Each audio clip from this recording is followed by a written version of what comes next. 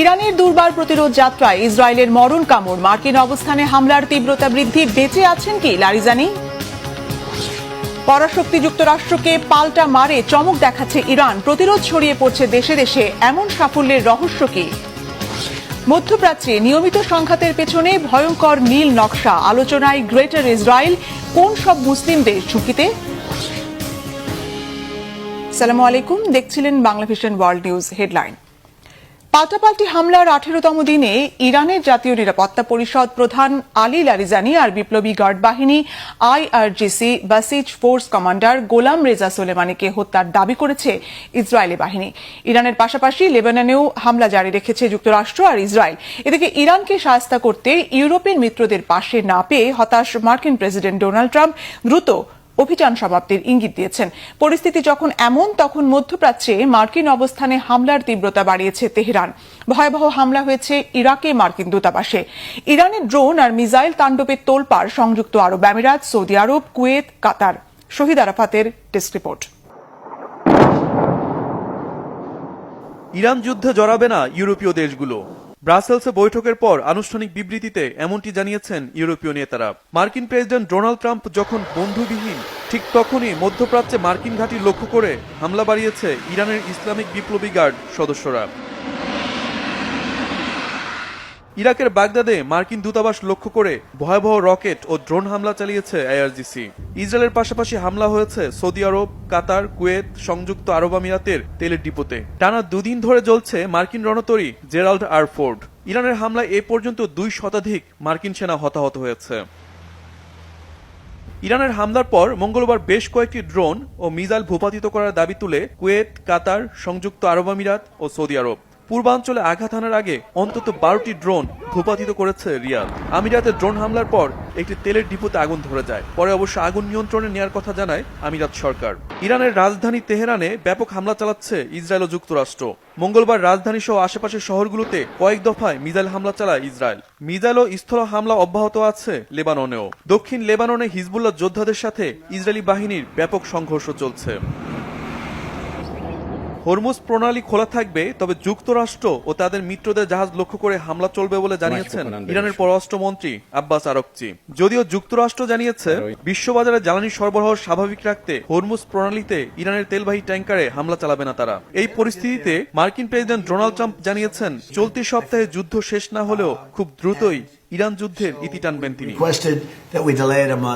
শহীদ Arafat, Bangla Vision news desk. তুলনামূলক শান্ত ও বাস্তববাদী নেতা হিসেবে পরিচিত আলী লারিজানি ইরানের নিরাপত্তা কৌশলের অন্যতম প্রধান মুখ। এই মাসে দেশটিতে যুক্তরাষ্ট্র আর ইসরায়েলের সামরিক আগ্রাসন শুরুর পর মার্কিন প্রেসিডেন্ট ডোনাল্ড ট্রাম্পকে কঠিন হুঁশিয়ারি দিয়ে আবার আলোচনায় আসেন তিনি। ইরাকের নাজাফ শহরে জন্ম নেয়া লারিজানির পারিবারিক, রাজনৈতিক আর শিক্ষা জীবন বেশ বৈচিত্র্যময়। তার পরিবারের রাজনৈতিক প্রভাবের কারণে একসময় বিশ্ব গণমাধ্যমে তাদেরকে বলা হতো ইরানের কেনেডি পরিবার। সঞ্জিতা ইসলাম তন্নির ডেস্ক রিপোর্ট। 28 ফেব্রুয়ারি তেহরানে হামলা চালিয়ে ইরানের তৎকালীন সর্বোচ্চ ধর্মীয় নেতা আয়াতুল্লাহ আলী খামেনিকে হত্যার পর নির্লজ্জ আমেরিকান ও জায়ানবাদী ইসরায়েলিদের উচিত শিক্ষা দেওয়ার হুঁশিয়ারি দিয়েছিলেন ইরানের জাতীয় নিরাপত্তা পরিষদের প্রধান আলী লারিজানি। এবার তাকেও হত্যার দাবি করেছে ইসরায়েলি বাহিনী। শুধু লারিজানি নয়, দেশটির বিপ্লবী গার্ড বাহিনীর নিয়ন্ত্রণাধীন আধা সামরিক মিলিশিয়া বাহিনী বাজিজ ফোর্সের প্রধান গোলাম রেজা সোলেমানিকেও হত্যার দায় স্বীকার করেছেন ইসরায়েলের প্রতিরক্ষা মন্ত্রী ইসরায়েল কাজ। এক বিবৃতিতে ইসরায়েল কাজ জানিয়েছেন, স্থানীয় সময় সোমবার রাতে আলাদা 2টি বিমান হামলায় ইরানের শীর্ষ নিরাপত্তা কর্মকর্তা লারিজানি এবং বাজিজ কমান্ডার সোলাইমানিকে নির্মূল করা হয়েছে। কে এই লারিজানি আর সোলাইমানি? তাদের মৃত্যুতে কি ইরানের দুর্বার প্রতিরোধে প্রভাব পড়বে? কোন দিকে মোড় নেবে ইরানে যুক্তরাষ্ট্র ও ইসরায়েলের বর্বর সামরিক অভিযান? 1958 সালের 3 জুন ইরাকের নাফাজের ধনাঢ্য এক পরিবারে জন্ম আলী লারিজানির। রাজনৈতিক ও ধর্মীয় প্রভাবের কারণে ইরানের কেনেডি পরিবার হিসেবে পরিচিত এই লারিজানি পরিবার। যদিও পারিবারিক প্রভাব বলয়ের বাইরে গিয়ে নিজের যোগ্যতার বলে 1981 সালে ইরানের বিপ্লবী গার্ড বাহিনী আইআরজিসিতে যোগ দেন লারিজানি। ধাপে ধাপে যোগ্যতার পরীক্ষা পেরিয়ে হন বাহিনীর কমান্ডার। ধর্মীয় শিক্ষাও গ্রহণ করেছিলেন লারিজানি। পরে তেহরান বিশ্ববিদ্যালয় থেকে পশ্চিমা দর্শনে মাস্টার্স ও ডক্টরেট ডিগ্রি অর্জন করেন। দর্শন নিয়ে পড়ার সময় পারিবারিক পরিচিতি কাজে লাগিয়ে শুরু হয় রাজনৈতিক জীবনের পথ চলা। 1994 সালে হন ইরানের সংস্কৃতি মন্ত্রী। 2005 সালে প্রার্থী হন ইরানের প্রেসিডেন্ট নির্বাচনে। যদিও প্রথম রাউন্ডে 6% কম ভোট পাওয়ায় প্রতিদ্বন্দ্বিতার পরের পর্বে যেতে পারেননি। ওই বছরই নির্বাচিত হন ইরানের সুপ্রিম ন্যাশনাল সিকিউরিটি কাউন্সিলের সেক্রেটারি জেনারেল। পরমাণু বিষয়ে আলোচনার দায়িত্বও পড়ে তার উপর। 2007 সালে তৎকালীন প্রেসিডেন্ট মাহমুদ আহমাদিনেজাদের সাথে মতবিরোধের জেরে সুপ্রিম ন্যাশনাল সিকিউরিটি কাউন্সিলের সেক্রেটারি জেনারেল পদ থেকে ইস্তফা দিতে বাধ্য হন লারিজানি। কট্টরপন্থীদের সাথে মতের মিল না হওয়ায় রাজনৈতিক জীবনে অনেক বাধার মুখে পড়তে হয়েছে তাকে। তারপরও 2008 সালে দায়িত্ব পান পার্লামেন্ট স্পিকারের, যে দায়িত্ব পালন করে গেছেন টানা 12 বছর। এদিকে ইরানের সামরিক ও অভ্যন্তরীণ নিরাপত্তা ব্যবস্থার অন্যতম প্রভাবশালী ব্যক্তিত্ব দেশটির আধা সামরিক বাহিনী বাজিসের কমান্ডার গোলাম রেজা সোলাইমানি। তার জন্ম ইরানের চাহার মহল ও বখতিয়ারি প্রদেশের ফারসান শহরে। ইস্পাহান বিশ্ববিদ্যালয় থেকে ইতিহাসে স্নাতক ডিগ্রি অর্জনের পর তিনি IRGC command and headquarters university থেকে উচ্চতর সামরিক প্রশিক্ষণ নেন। বাজিস বাহিনীর শীর্ষ নেতৃত্ব পান 2019 সালে। বিক্ষোভ দমনে অত্যন্ত কঠোর ভূমিকা রাখায় 2019 সালে যুক্তরাষ্ট্রের আর 2021 সালে ইউরোপীয় ইউনিয়নের নিষেধাজ্ঞায় পড়েন সোলাইমানি। আলী খামেনির মৃত্যুর পর যুদ্ধের কঠিন সময়ে দেশের প্রধান নীতি নির্ধারক লারিজানির মৃত্যু ইরানের জন্য অপূরণীয় ক্ষতির কারণ হতে পারে। অন্যদিকে ইরানে বর্তমান শাসন ব্যবস্থার বিরুদ্ধে যে কোনো সম্ভাব্য বিদ্রোহ দমনে অত্যন্ত গুরুত্বপূর্ণ ভূমিকা পালন করে থাকে বাজিস বাহিনী। মূলত এ কারণে বাজিস সহ অভ্যন্তরীণ নিরাপত্তা বাহিনীগুলোকে বরাবরই লক্ষ্যবস্তু বানাচ্ছে যুক্তরাষ্ট্র ও ইসরায়েল। তাই সোলাইমানির শূন্যতায় বাজিস ফোর্সের নিয়ন্ত্রণ ব্যবস্থা আরও দুর্বল হয়ে পড়তে পারে। সানজিদা ইসলাম তন্নি, বাংলা ভিশন, নিউজ ডেস্ক। মার্কিন প্রেসিডেন্ট ডোনাল্ড ট্রাম্পের চাপিয়ে দেয়া সামরিক অভিযান অপারেশন এপিক ফিউরি ইরানের গণ্ডি ছেড়ে মধ্যপ্রাচ্যের বিস্তীর্ণ অঞ্চলে ছড়িয়ে পড়েছে। চরম প্রতিকূলতার মধ্যেও খুব ঝুঁকিপূর্ণ আর সুচিন্তিত কৌশলে দাঁত ভাঙা জবাব দিচ্ছে, সাফল্যের ঝলক দেখাচ্ছে তেহরান। যুক্তরাষ্ট্র আর ইসরায়েলকে সামরিক কৌশলে প্রতিরোধের যুদ্ধ ছড়িয়ে পড়েছে লেবানন, ইয়েমেন, ইরাকে তৎপর ইরানপন্থী গোষ্ঠীগুলোর মধ্যে। এই সাফল্যের রহস্য কি? কোন কৌশলে যুক্তরাষ্ট্রকে টেক্কা দিচ্ছে তেহরান? বিস্তারিত মীর ফজদের আপডেট ডেস্ক রিপোর্টে। আধুনিক আকাশ প্রতিরক্ষা ব্যবস্থা কিংবা পঞ্চম প্রজন্মের যুদ্ধ বিমান, যুদ্ধের ময়দানে মার্কিন ও ইসরায়েলি বাহিনীর সব চেষ্টাই যেন থমকে যাচ্ছে। শত্রুকে হাজারটা ছোট ছোট ক্ষত দিয়ে রক্তক্ষরণ ঘটানোই যেন এখন ইরানের প্রধান লক্ষ্য। আর এই লক্ষ্য অর্জনে দেশটির সবচেয়ে বড় হাতিয়ার মোজাইক ডিফেন্স। যুক্তরাষ্ট্রের অপারেশন এপিক ফিউরির মোকাবেলায় ইরান অত্যন্ত ঝুঁকিপূর্ণ কিন্তু সুচিন্তিত কৌশল গ্রহণ করেছে। ইরানের মূল লক্ষ্য এই যুদ্ধ নিজেদের ভূখণ্ডে সীমাবদ্ধ না রেখে পুরো অঞ্চলে ছড়িয়ে দেওয়া। যুদ্ধ দীর্ঘায়িত করার মাধ্যমে মার্কিন ব্যয় বৃদ্ধি করে ট্রাম্পকে হটানোর কৌশল নিয়েছে ইরান। ইসরায়েল ও মার্কিন বাহিনীকে পিছু হটাতে মোজাইক ডিফেন্স কৌশল নিয়েছে ইরান। মোজাইকের ছোট ছোট খণ্ডের সঙ্গে তুলনাযোগ্য ইরানের প্রতিটি প্রদেশকে এক একটি স্বাধীন প্রতিরক্ষা ইউনিটের রূপ দিতেই এই কৌশল নেওয়া হয়েছে। এর মূল উদ্দেশ্য হচ্ছে যুদ্ধকালীন কেন্দ্রীয় কমান্ড ব্যবস্থা ধ্বংস বা বিচ্ছিন্ন হলেও যাতে ইরানের প্রতিটি প্রদেশ সম্পূর্ণ স্বাধীনভাবে নিজস্ব শক্তিতে দীর্ঘমেয়াদী গেরিলা যুদ্ধ চালিয়ে যেতে পারে। গত সপ্তাহে এ বিষয়ে একটি প্রতিবেদন প্রকাশ করে নিউ ইয়র্ক ভিত্তিক নিরাপত্তা বিষয়ক গবেষণা সংস্থা দ্য সুফন সেন্টার, যেখানে বলা হয় গত কয়েক মাসে ইরানের শীর্ষ সামরিক কর্মকর্তাদের ওপর একের পর এক হামলার পরও তাদের ড্রোন এবং মিসাইল হামলার সক্ষমতা কমেনি। এটি প্রমাণ করে যে তাদের মোজাইক কৌশল কার্যকর। এই বিকেন্দ্রীভূত কাঠামোটি কেবল ইরানের ভেতরে সীমাবদ্ধ নয়, বরং লেবানন, ইয়েমেন এবং ইরাকের মিত্র গোষ্ঠীগুলোর মধ্যেও ছড়িয়ে দেওয়া হয়েছে। ফলে এক একটি গোষ্ঠী এক একটি মোজাইক টুকরো হিসেবে কাজ করে, যা পুরো অঞ্চলের প্রতিরক্ষা ব্যবস্থাকে শক্তিশালী করে। আর এক্ষেত্রে এক্সিস অব রেজিস্ট্যান্স বড় ভূমিকা রাখছে। লেবাননের হিজবুল্লাহ, ইয়েমেনের হুতি, ইরাকের পপুলার মোবিলাইজেশন ফোর্সেস এবং সিরিয়ার বিভিন্ন গোষ্ঠী ইরানের জন্য একটি প্রতিরক্ষা বলয় তৈরি করেছে বলে মনে করছেন বিশেষজ্ঞরা। এক্সিস অফ রেজিস্ট্যান্ট বা প্রতিরোধ অক্ষ এমন একটি জোট যা মূলত ইরান সরকার ও আইআরজিসি দীর্ঘ সময় ধরে গড়ে তুলেছে। আইআরজিসির অধীনেই তৈরি হয়েছিল কুদস ফোর্স, যাদের প্রধান কাজই হল এই পুরো অক্ষ বা জোটটিকে পরিচালনা করা। কাশেম সোলাইমানির নেতৃত্বে কুদস ফোর্স যখন তাদের স্বর্ণযুগে ছিল, তখন এই অক্ষের শক্তি ছিল তুঙ্গে। ডোনাল্ড ট্রাম্পের প্রথম মেয়াদে যখন সোলাইমানি নিহত হন, সেটি ছিল এই জোটের সবচেয়ে প্রভাবশালী সময়। এই জোটের মূল লক্ষ্য হল ইরান সরকারকে শক্তিশালী করা এবং সুরক্ষা দেওয়া। একাধিক ফ্রন্টে প্রভাবশালী নেতাদের হারালেও জোটটি ভেঙে পড়েনি বলে মনে করছেন শিয়া রাজনীতি নিয়ে কাজ করা এই বিশেষজ্ঞ। এই মিত্র ও প্রক্সি গোষ্ঠীগুলো একদিকে যেমন ইরানের শাসন ব্যবস্থাকে রক্ষা ও শক্তিশালী করে, তেমনি তারা সেখানে অবস্থিত সেই রাজধানীগুলোতেও নিজেদের সশস্ত্র শক্তির মাধ্যমে নিয়ন্ত্রণ বজায় রাখে। যদিও সিরিয়ায় আসাদ সরকারের পতন এবং লেবাননে নাসিরুল্লাহকে হারানোর ফলে এই অক্ষ বা জোটটিতে ভাঙন ধরতে শুরু করেছে, তবে এটি এখনো টিকে আছে এবং পুরোপুরি ধসে পড়েনি। ইরানের প্রদেশগুলোর প্রশাসনিক প্রধান প্রত্যেকের কাছে নিজস্ব অস্ত্রাগার, লজিস্টিক সাপোর্ট এবং স্বাধীন সিদ্ধান্ত নেওয়ার ক্ষমতা দেওয়া হয়েছে। ফলে শত্রুপক্ষ রাজধানী দখল করলেও প্রতিটি শহর বা পাহাড়ি অঞ্চলে তাদের শত শত ক্ষুদ্র ও বিধ্বংসী ইউনিটের মুখোমুখি হতে হবে।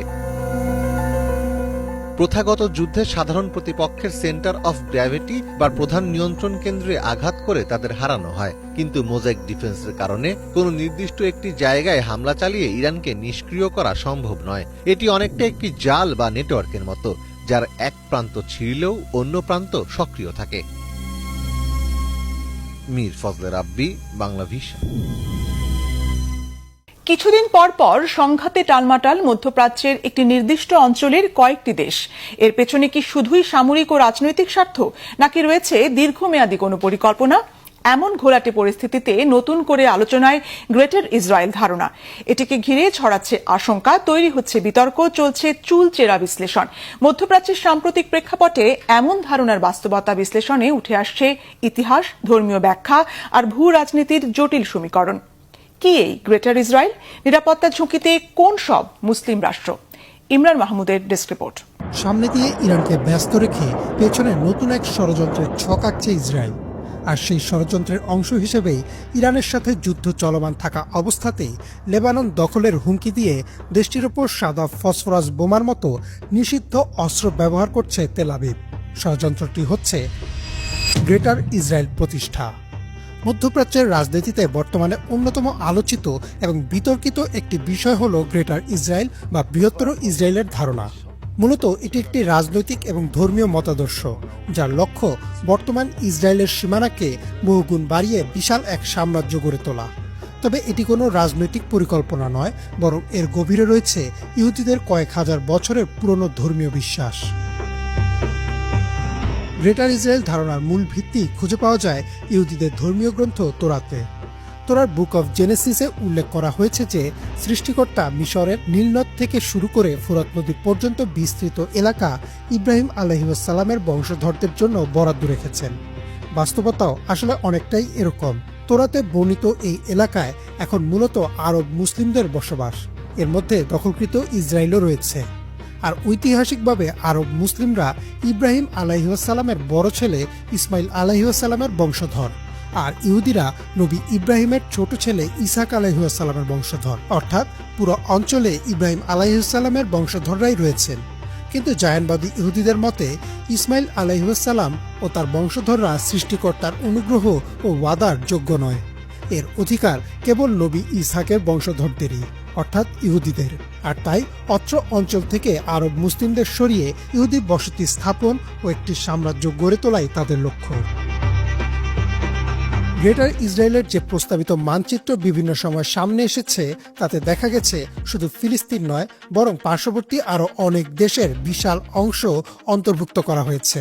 আল জাজিরা এবং মিডল ইস্ট আইতে প্রকাশিত বিভিন্ন প্রতিবেদন থেকে জানা যায়, এই প্রকল্পের আওতায় রয়েছে বর্তমানের সম্পূর্ণ ফিলিস্তিন, জর্ডান, লেবানন, সিরিয়ার বড় একটি অংশ, ইরাকের কিছু এলাকা, এমনকি মিশরের সিনাই উপদ্বীপ।